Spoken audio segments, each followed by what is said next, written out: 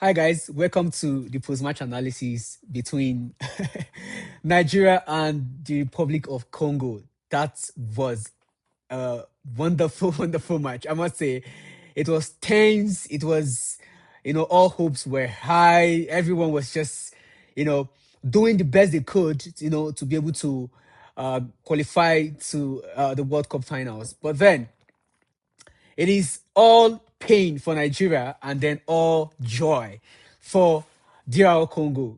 To be very honest, I must state this: DR Congo deserve to have this win. They deserve to go through because they were a team who played with purpose.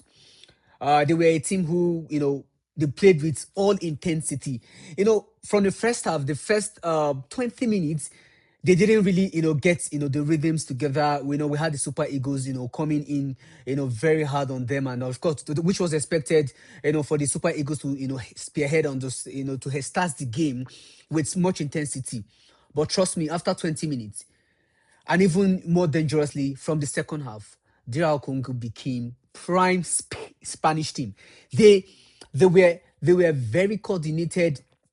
They had that team spirit. They had a way, they built themselves. They built the game around each other, and it became very, very uncontrollable for the Super Eagles. I'm not going to dwell too much on DR Congo right now. They are a team who deserves all of the accolade, and I will have to give them their flowers. They deserve it. Now, the Super Eagles had a squad. They had, from the goalkeeper to the defenders, to the midfielders to the strikers.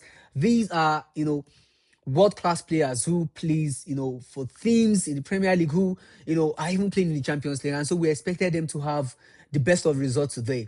But then, this is the game of football. You don't expect, you don't underrate anything. Anything can happen at any moment, in as much the game of soccer is concerned. And then that is what happened today.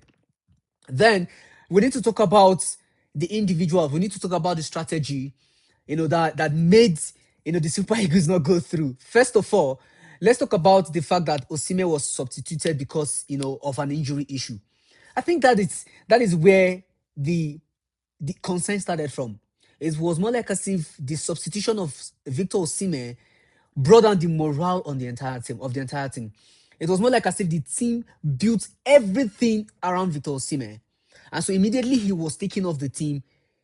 It was like as if the Super Eagles didn't understand where each of them where they were all placed within the team. The passes the passes that was coming in was just off. All of the passes were not being completed, especially the ones that was coming from the keeper.